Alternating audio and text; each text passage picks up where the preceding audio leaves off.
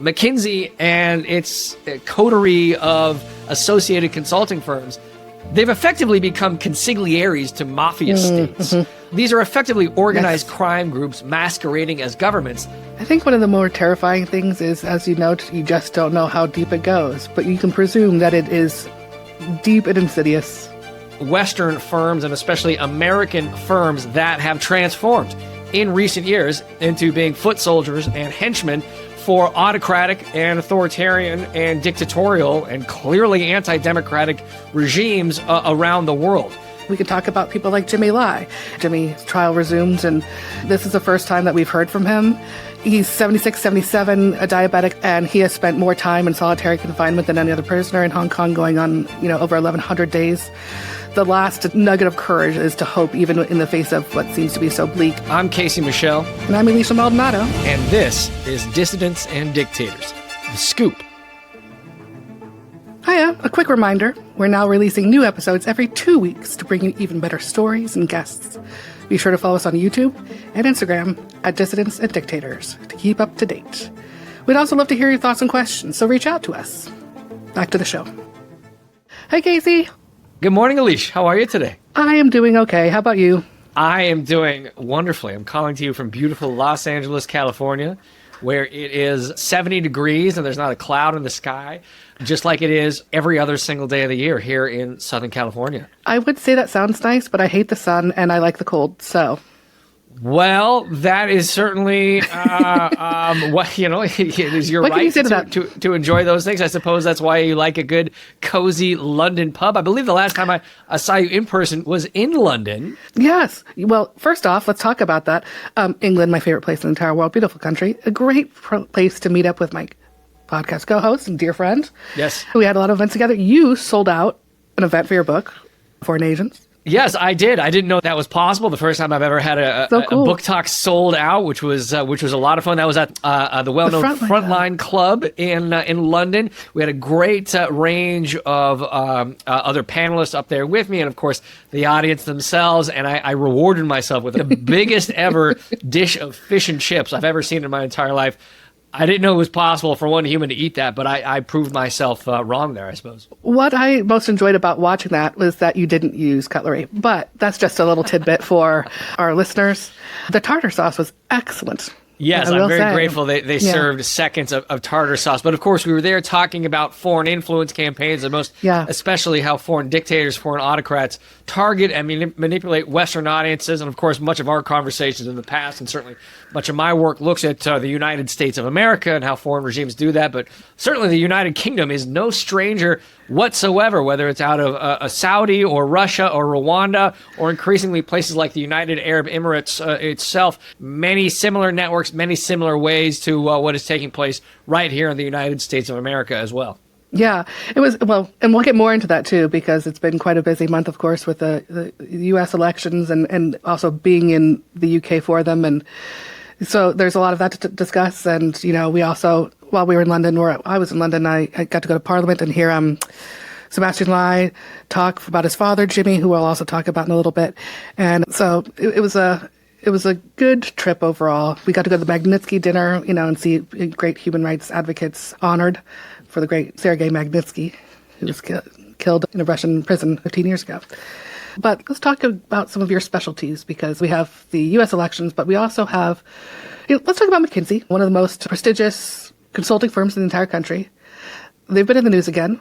What have they been up to? Well, so this is where things intersect again with our conversations with those in the United Kingdom, because if folks haven't seen, just the other day, there was a bombshell report in the Guardian newspaper, which is, again, one of the leading investigative outfits in terms of British media, which shone a light on a topic that is certainly near and dear to my heart. And that is the intersection of Western firms and especially American firms that have transformed in recent years into being foot soldiers and henchmen for autocratic and authoritarian and dictatorial and clearly anti-democratic regimes around the world. This is part of a far broader nexus, a far broader reality and networks of these Western and, again, especially American firms acting as mouthpieces for, acting as what we know as foreign lobbyists for these foreign regimes and opening the doors to them for policymaking opportunities, for investments, and, of course, for laundering both their money and the reputations of these regimes. This is what Western firms have been doing for years, for decades.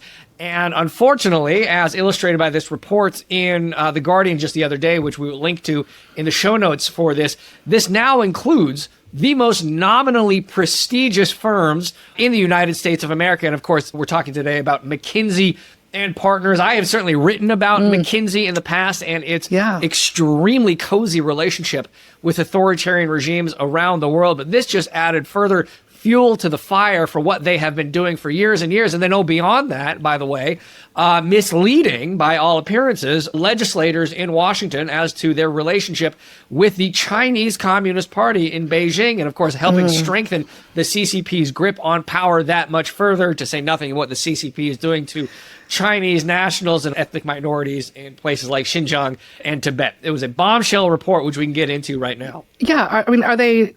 I presume that they're just all over. They've got their grubby paws in it all. Or are they dealing with one country more so than another? Or So it's a great question. I want to preface this by saying there is so much that we do not know about what McKinsey in particular and the broader suite of consulting firms, that kind of ecosystem that McKinsey exists in and leads on. And again, for a little bit more context, McKinsey is one of, if not the most nominally prestigious consulting firms, not just in the United States, but now globally as well. I mean, you think of companies like Pepsi, you think of foundations like the Bill Gates Foundation. The list goes on with companies and nonprofits that McKinsey has worked with and worked for. And they've obviously been incredibly successful in what they have done in advising for investment opportunities, advising for political opportunities, for these organizations to succeed that much more. And of course, it was that success that allowed foreign governments the opportunity to say, wait a minute, if they are doing this for private companies or nonprofit entities in places like the United States, what kind of opportunities can they present for us? Consulting firms traditionally exist outside the kind of broader understanding of foreign lobbying.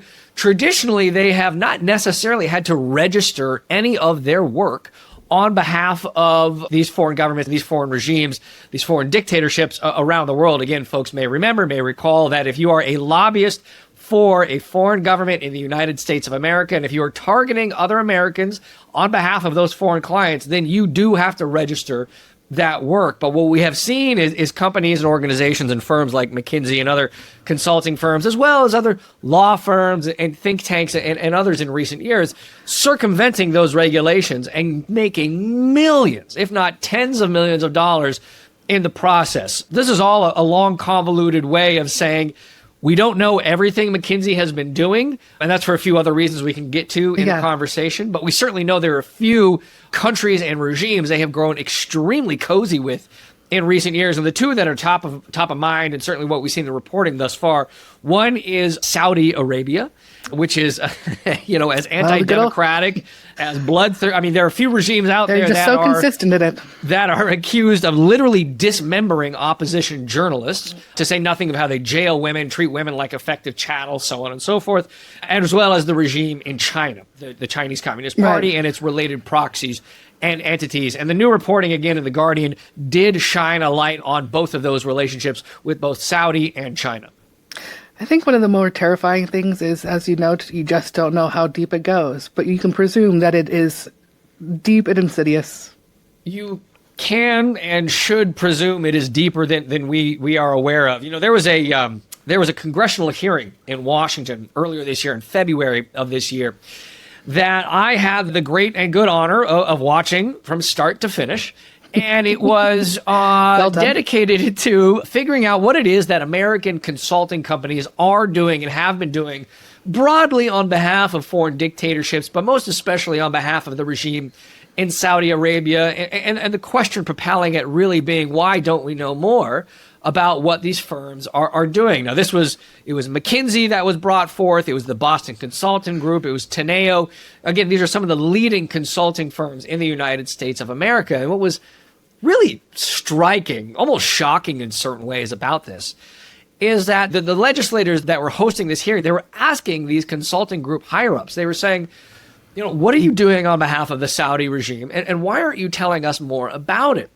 And each one of these consulting group higher-ups said, in effect, well, we would love to disclose more. We would love nothing more than to be able to share more about what we are doing, but we simply can't. We can't comply with your questions, and we can't comply with congressional subpoenas, not because we don't want to, but because the Saudi regime has made it very clear that they will be putting our partners in Saudi at risk of jailing and, of course, potentially worse if we disclose, if we divulge any of this information. What they were effectively arguing is that they were under the boot of the Saudi regime, silencing them, censoring them, and making it so that they can't comply with congressional subpoenas. That was the very first time I've ever seen anything like that in the broader discussion, and certainly the broader efforts at unearthing what it is these regimes are doing. This is the first time I've seen any American firm, let alone a whole range of them, saying we can't comply because of fear of what these foreign regimes will do to us or to our partners in the country. It was a model that I have no doubt other dictatorships around the world started almost foaming at the mouth in excitement and saying, oh my God, if we just threaten these firms, they won't comply with subpoenas and questions from democratically elected legislators. Now, I did want to add one other note within that. The McKinsey representative at the time also said on the record that he and McKinsey do not work, and to the best of his knowledge, have never worked with the Chinese Communist Party or for the central government of China. That was his claim on the record. But as we have seen from other congressional letters a few weeks ago, as well as the new reporting, that certainly does not seem accurate whatsoever. I just don't know how you sleep at night. Is it that much? Is it worth that much? Well, look, that's a great question that I would love to ask them. I will say in their defense, or the line that they have used in defense, and certainly this was something they used in the reporting that we saw just this week out of The Guardian, their defense is that, A, none of this is illegal. They're not committing any crimes. And to the extent of the law, as far as we're aware, that is accurate. That is true. But beyond that, the incentives are such that if they do turn down contracts and work from Saudi or from China or from increasingly authoritarian governments in places like India, which we also saw affiliated with McKinsey, if they say no to those contracts, then one of their competitors will simply step in and say, yes, we will help advise you, we will help target dissidents for you, we will help open up new streams of investment for you. Again, all on behalf of entrenching these authoritarian governments, these effective mafia states. I mean, again, it's worth reminding listeners, McKinsey and its coterie of associated consulting firms, they've effectively become consigliaries to mafia states. These are effectively organized crime groups masquerading as governments that McKinsey is actively helping. And of course, this is to say nothing of McKinsey organizing its staff retreats in places like Xinjiang, right next to these massive sprawling concentration camps, to say nothing of how it has advised the Saudi government on moving forward in terms of future investments so that the regime can remain in power that much further. I don't know if they sleep at night. I have absolutely no idea, but certainly this is what we are learning more and more about what they're actually doing. Good description. You threw out some really great words. Coterie, consigliere. Well, I mean... Thank you. Nice. I'm a sucker for alliteration. Just very proud of those word choices that we're throwing out here on Dissidents and Dictators. Love it. Is there anything surprising? I mean, I feel like it's almost a silly question because it doesn't seem surprising, but is it to you, or is there something that The Guardian rooted out that is surprising? I would say that at the 10,000 foot level, it is, you read enough of these revelations, you read enough of these documents, and you become cynical, you become kind of inured to new details and new revelations about the links between these firms and these regimes. But I try to force myself to remind myself that at the end of the day, it is absolutely, and again, this is the 10,000 foot level, absolutely shocking that again, nominally, traditionally storied American firm like McKinsey can and will sell out to apparently whichever regime comes calling. Yeah. And they can do it without committing any crimes, and they can do it while, again, putting the defense forward that if they don't do it, one of their competitors will do it.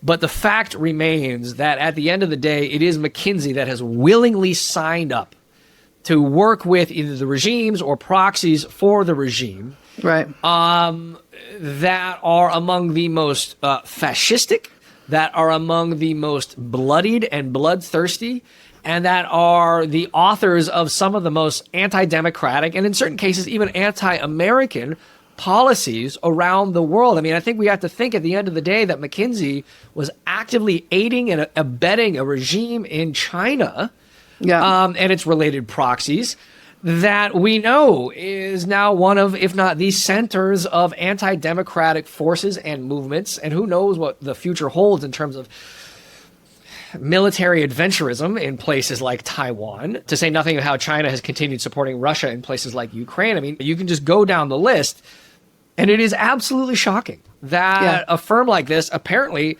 has no compunction about working with a regime like that and is more than happy to take all of the money they have made along the way to, again, aid and abet the most dictatorial regimes on the planet. Yeah, they put a high premium on their conscience. Certainly do. And I'd rather be poor. Yes. I don't know. I mean, Elisha, you're reading this as closely as anyone. Does anything surprise you on your end?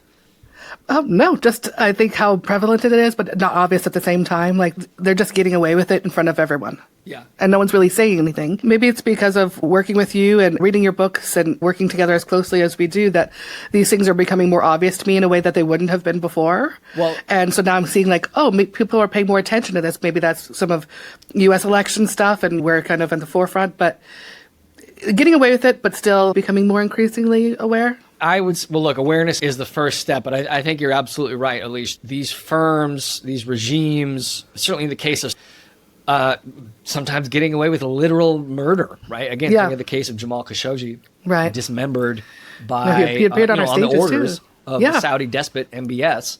And again, this isn't something McKinsey just started doing yesterday. It goes back years. I think of the case where McKinsey identified a number of prominent Saudi critics, those that were using social media to highlight the crimes of the Saudi regime, created a document and a presentation identifying these individuals, passed that along to their Saudi interlocutors, and then, of course, Saudi brought down the hammer on these critics that were identified by McKinsey. McKinsey's defense was they had no idea what Saudi was going to do with that information. They had no idea what that would actually mean for those critics on the ground. But the best case scenario for that is that their heads are in their sands.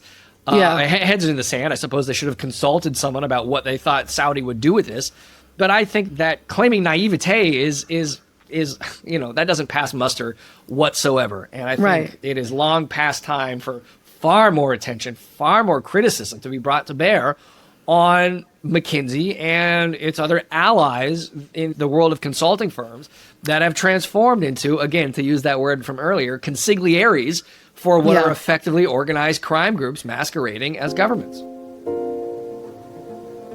The Financial Freedom Report is a weekly newsletter from the Human Rights Foundation. It covers the risks and weaknesses of today's financial systems, especially in authoritarian regimes. Each edition focuses on how banks and governments undermine civil liberties through financial surveillance, censorship, asset confiscation, and currency instability. The report highlights tools and technologies like privacy software and updates on Bitcoin that help people regain financial independence. HRF has published more than 50 editions sharing global stories of how people are using Bitcoin to resist oppressive systems. Subscribe at financialfreedomreport.org. Something that we do individually on the podcast here is putting a face to the atrocities, right? So we're always so focused on the big things, Iran or Ukraine sometimes. And if you just peel back, and you brought up Jamal Khashoggi's name a ton, and you talked about the CCP, so we can talk about people like Jimmy Lai.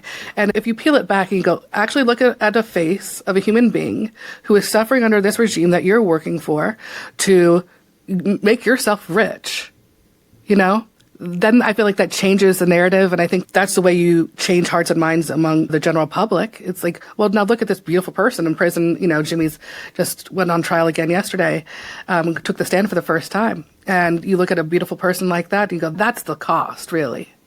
Yeah, it's one thing to look at this in the kind of the grand sweep of geopolitical realities and dynamics, and even to talk about entire industries themselves. Yeah. But it is another thing to have a face to this, to have that story, because that is what moves people, motivates people at the end of the day, is those individual acts of bravery, of suffering, and of a price that is to be paid, one among many who are paying prices because of the actions of these Western firms acting on behalf of these dictatorial regimes. And of course, Jimmy is right up there with anyone. And look, we've talked about Jimmy on a few podcasts recently, certainly talked with folks who know all about him and his role as one of the faces of the Hong Kong democracy movement and frankly, the Chinese democracy movement at this point as well. I mean, look, his trial finally just got going. And of course, he's facing what is effectively a life imprisonment, all for trying to speak truth to power and doing the job of a journalist. I mean, is there anything in the case, any updates that we have seen from what Chinese authorities are trying to do to him? Yeah, I mean, you said it. They're trying to throw the book at him, of course. And I'm hopeful, but you see what they've already done. And it was November 20th that Jimmy's trial resumed. And this is the first time that we've heard from him. He's 76, 77, a diabetic. And I think that this is always important to just keep saying. And he has spent more time in solitary confinement than any other prisoner in Hong Kong, going on, over 1,100 days. So that's real torture if you really want to think of it. So he took the stand and, of course, denied all of the allegations. As he should have done. He's just a picture of bravery, and to see him on the stand is to be reminded of that. And so those are the updates. Tomorrow, by the time this podcast comes out, maybe I'll have another update. I'll be seeing his son Sebastian tomorrow, and so we'll get some more updates there. Hopefully we can share that in the next podcast. Have you gotten a sense, Elisha, in conversations with folks that are in Jimmy's orbit about whether or not things have, if there's any reason for further optimism than there was maybe even a month or two ago? Has anything ended up coming in Jimmy's favor recently? Not that I know of. I think that there's always the desire to be hopeful, right? Like, it's the last nugget of courage is to hope, even in the face of what seems to be so bleak. And so, the pessimist, the catastrophist, and the optimist in me are always often at war. And so if you look at the Hong Kong 45, right? So they just sentenced most of those folks who are pro-democracy fighters as well to huge prison terms, even though they have all, A, not done anything, but then B, admitted to their non-wrongdoing, have all gotten huge sentences. So if that's not a precursor for what is coming to Jimmy, then you're not looking. And they've been looking to make an example out of Jimmy from the get-go, because he is just such a giant. And so we can just hope and pray. Yes, we certainly can. And of course, folks like Jimmy, those other Hong Kong activists, of course, they do not have as deep of pockets as the regime itself. They cannot afford to outbid regimes like China for the services of a McKinsey or a Boston Consulting Group or a Teneo, which I suppose kind of begs the question is, if they are always going to be outspent, then what other, and if, of course, we can't expect any kind of morality to shine through on the decisions of these consulting firms, then is the only step remaining simply to make it illegal that American firms like McKinsey can, or their cutouts, can no longer work on behalf of regimes like China and proxies for the Chinese regime. That's an interesting thought. Yeah, go ahead. Oh, that's just an interesting thought. What is the likelihood of that? Well, I would say the likelihood is negligible right now, but increasing. And again, it gets back to the kind of conversations you and I are having, which would not have been possible even just a few years ago. And this is for any number of reasons. But I think there's going to be a very real cost in the not too distant future for a company like McKinsey for all the decisions it made in the recent past to work with regimes, or those that are affiliated with regimes in places like Beijing or places like Riyadh as well. So, talking about making the legalities of the sort of thing we talked about at the Frontline Club, right? You got asked a number of questions about that. And maybe you could talk about it here and answer it in the same way, because I thought it was a good answer. But, there's at least there's the Constitution to consider, So would you like to see them made illegal? What I would like at the end of the day is for these firms to never, ever work with any dictatorship, any authoritarian regime, or their related proxies whatsoever, to work with any kind of anti-democratic forces around the world. Now, that's going to be tricky from a legal perspective writ large. American citizens, American nationals have First Amendment rights. The First Amendment of the American Constitution stipulates the freedoms of things like speech, religion, press, and assembly, as well as the right to petition the government for a redress of grievances, which is just an old-timey way of saying lobbying state legislators or federal legislators or even the White House itself. What we have seen in recent years is, again, foreign dictatorships realizing that they can barge through that door and hire any American firm with their, access to effectively bottomless pots of money in these regimes. They can buy the services of all these American lobbyists and do their bidding in Washington. Now, that's the context. There are bills in Congress that have specified that, without going so far as to making this illegal outright, making sure that Americans cannot work and American firms cannot work as lobbyists for a small number of truly authoritarian regimes. These are places like Russia, China, Iran, Venezuela, North Korea, Syria, Cuba, maybe a handful of others, which, again, if you look at it, it is absolutely shocking that it is legal for Americans to work for some of these regimes themselves. Yeah. Look, this is it's an ongoing conversation, but I do think it is moving in the direction of increasing restrictions and increasing oversight, and there is certainly going to be more of a push for regulation surrounding this moving forward, especially for companies like McKinsey that have worked for years in places like China. Just because I think that this is fun and a good little, peg to your book, Foreign Agents. One of the things, I don't know if we talked about on the podcast or if I've just been following you around DC and London enough to just now be able to go on my own book tour for your book. Can you talk about, just because I think it's a cool story, where the term lobbying came from? Sure. Yes. The term lobbying, it comes from the mid-19th century in the United States of America, the 1860s and 1870s. There was a president from 1869 to 1877, one of my favorites, a gentleman who I have a finger puppet of right next to Elisha in the New York office. Hold on, let me grab him. Because why not? Why not, indeed. There he is. Looks great on your finger. Thank you. He's a little office mascot. For folks who can't tell, that is former President Ulysses S. Grant. Of course, one of the towering figures in 19th century American history, but for any number of reasons, not least his role in winning the American Civil War. But what folks may not realize is that the term lobbying comes directly from his administration, because almost every day, President Grant would leave the White House and he would walk across the street over to what is still there, the Willard Hotel, one of the old long-standing hotels in Washington, D.C., and he would walk through the lobby of the hotel to get over to the hotel bar, because he liked to have a little afternoon tipple, a little afternoon drink. I support that. The presidency is a stressful job. But while he would be walking to and from the hotel bar, going through the lobby, there were a number of men almost every single day representing the corporate interests of the day, the bankers, the railroad barons, the timber barons, the mining barons, so on and so forth, that would try to get President Grant's attention to advocate on their client's behalf. And again, they were doing this in the lobby of the Willard Hotel, which is where the term lobbying comes from. And that is what we still have with us 150 years later. That's such a cool story. Did you know that, El? I learned something today. It's always a good day when you can teach our wonderful producer Omar something. He's the best. He's the best, isn't he? He absolutely is. The only reason we've had any success in this endeavor is because of Omar.